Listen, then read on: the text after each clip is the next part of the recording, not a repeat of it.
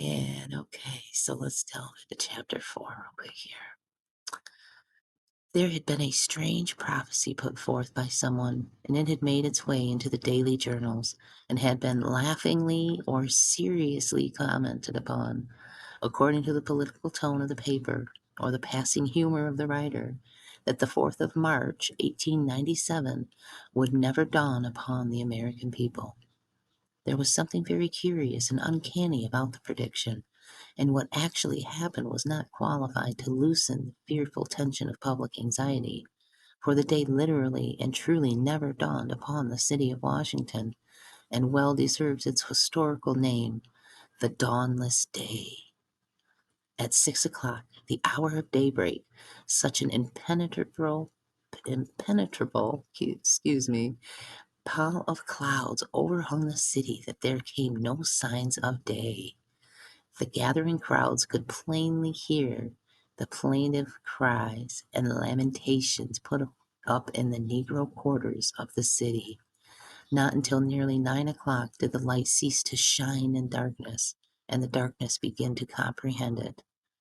But although it was a cheerless gray day, even at high noon, its heaviness set no weight upon the spirits of the jubilant tens of thousands which completely filled the city and its public parks, and ran over into camps and hastily improvised shelters outside the city limits.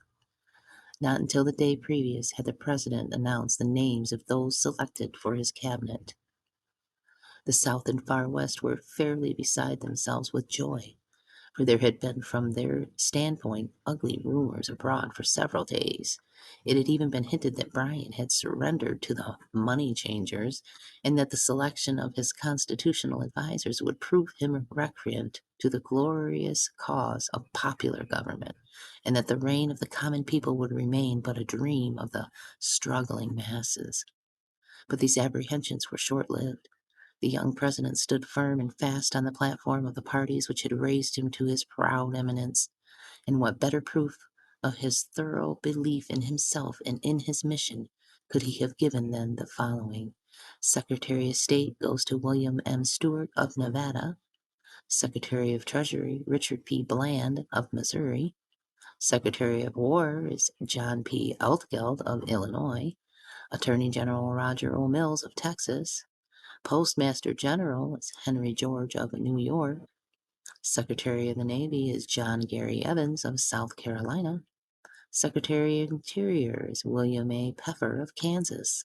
Secretary of Agriculture is Leif Pence of Colorado. The first thing that flashed across the minds of many upon glancing over this list of names was the omission therefrom of Tillman's. What did it mean? Could the young president have quarreled with his best friend, his most popular coadjutor? But the wiser ones only shook their heads and made answer that it was Tillman's hand that filled the blank for Secretary of the Navy, left there by the new ruler after the people's own heart. Evans was but a creation of this great commoner of the South, an image graven with his hands. The inaugural address was not a disappointment to those who had come to hear it.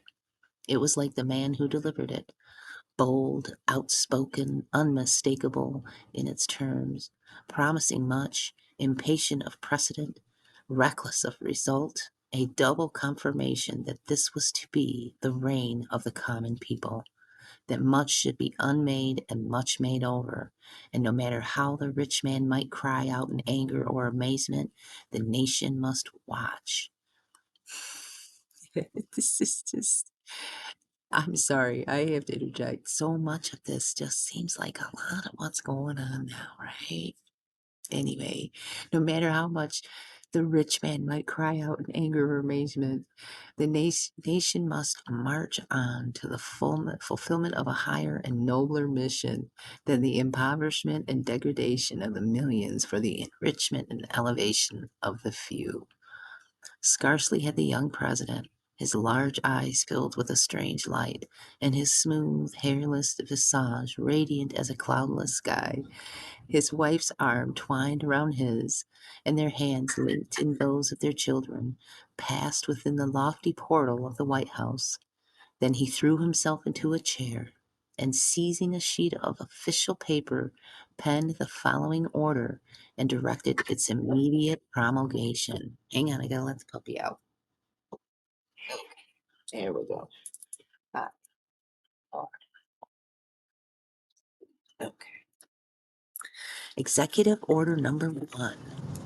In order that there may be immediate relief in the terrible financial depression now weighing upon our beloved country, consequent upon and resulting from the unlawful combination of capitalists and moneylenders both in this republic and in England, and that the ruinous and inevitable progress toward a universal gold standard may be stayed.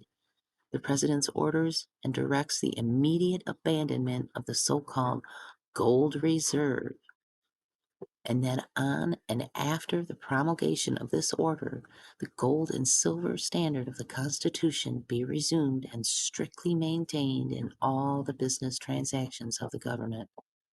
It was 2 o'clock in the afternoon when news of this now world-famous Executive Order Number 1 was flashed into the great banking centers of the country. Its effect in Wall Street beggars description. On the floor of the stock exchange, men yelled and shrieked like painted savages, and in their mad struggles tore and trampled each other. Many dropped in fainting fits or fell exhausted from their wild and senseless efforts to say what none would listen to. Ashen pallor crept over their faces of some, while the blood threatened to burst the swollen arteries that spread in purple network over the brows of others. When silence came at last, it was a silence broken by sobs and groans. Some wept, while others stood dumbstricken as if it was all a bad dream, and they were awaiting the return of their poor distraught senses to set them right again. Ambulances were hastily summoned, and fainting and exhausted forms were borne through hushed and whispering masses wedged into Wall Street, to be whirled away uptown to their residences, there to come into full possession of their senses, only to cry out in their anguish that ruin, black ruin, stared them in the face if this news from Washington should prove true. Oh, say it isn't so. Okay, we'll pick up on chapter 5 in another video.